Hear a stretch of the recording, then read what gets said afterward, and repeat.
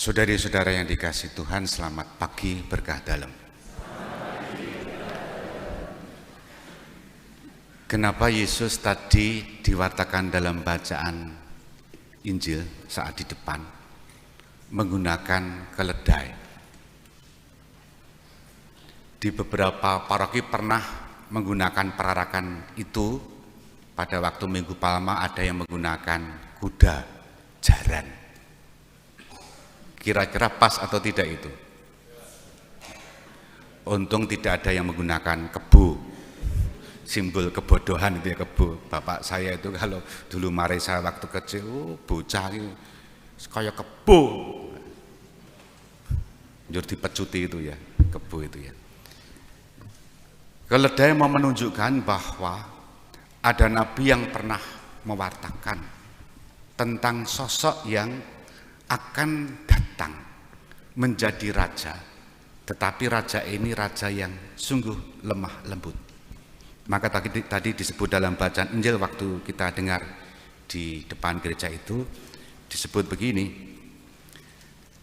hal itu terjadi supaya genaplah firman yang disampaikan oleh nabi. Katakanlah kepada putri Sion, lihat, rajamu datang kepadamu. Ia lemah lembut dan mengendarai seekor keledai beban yang mudah.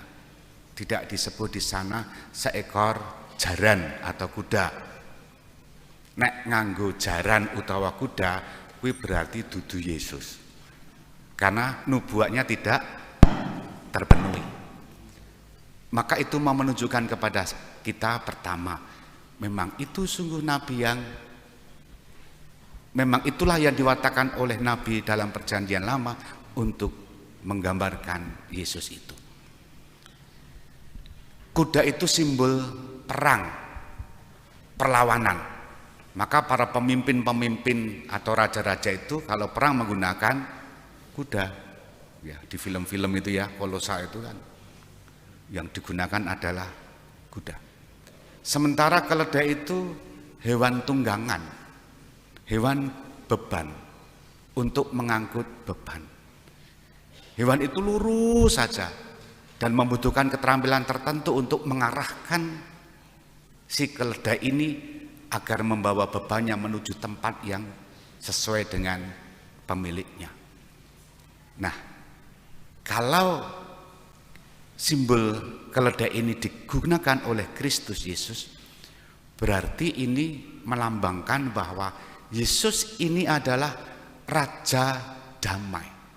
Bukan raja yang punya naluri perang, bukan raja yang punya insting untuk menghancurkan lawan, menyerang musuh, bukan raja yang punya semangat membagi buta untuk menyerang musuh lawan dan mengalahkan mereka. Bukan. Tetapi raja yang lemah lembut, bahkan raja yang taat. Itulah yang diwartakan dalam bacaan pertama, hamba Yahweh yang berita di kitab Yesaya tadi. Tidak lari, tidak menolak, dan malah menyerahkan tubuhnya. Janggutnya juga dididili, itu pasrah saja, dilodai pasrah saja, karena yakin bahwa Allahnya adalah Allah yang menolong. Sosok yang lembut di sana tampak dalam bacaan pertama. Dan juga ditulis dalam surat Paulus kepada jemaat di Filipi. Tadi kita dengar dalam bacaan kedua. Yesus itu adalah sosok yang taat, bahkan mengosongkan dirinya hingga taat sampai wafat di salib. Sempurna sudah. Raja yang diwartakan adalah raja yang lemah lembut, raja yang damai, raja yang hadir dalam bahasa manusia, raja yang hadir juga dalam kemanusiaan, dalam kelemahan dan dalam kedosaan. Maka kalau kita hari ini bersama dengan gereja semesta merayakan Minggu Palma atau Minggu Sengsara, kita diajak untuk merenungkan pada fokus itu. Kristus, Sang Raja Damai, sanggup menanggung kesengsaraan. Untuk siapa? Untuk orang-orang yang dicintainya. Maka refleksi kita adalah, kira-kira kalau Kristus yang sengsara untuk manusia itu dengan wafat disalib. Kira-kira kita yang mendengarkan kisah sengsara itu tadi, kita pada posisi di mana? Kontemplasi saja, membayangkan saja. Mungkinkah kita Pilatus? Mungkinkah kita penyamun? Mungkinkah kita orang banyak? Atau apa? Di Jawa itu ada istilah esok dele, sore tempe, mencela, mencle.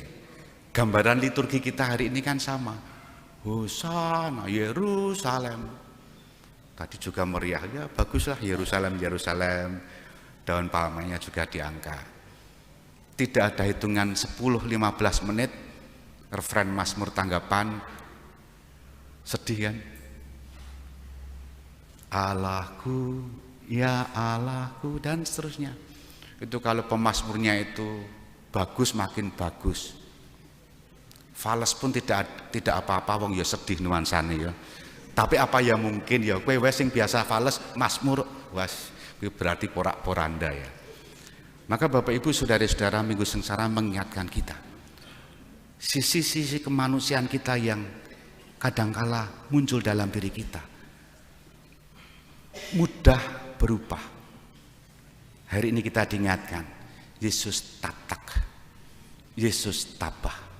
Sanggupkah kita juga tatak dan tabah manakala kita menghadapi kesengsaraan hidup kita? Ingatlah Yesus yang sudah mengajari kita untuk itu. Kita hening sejenak.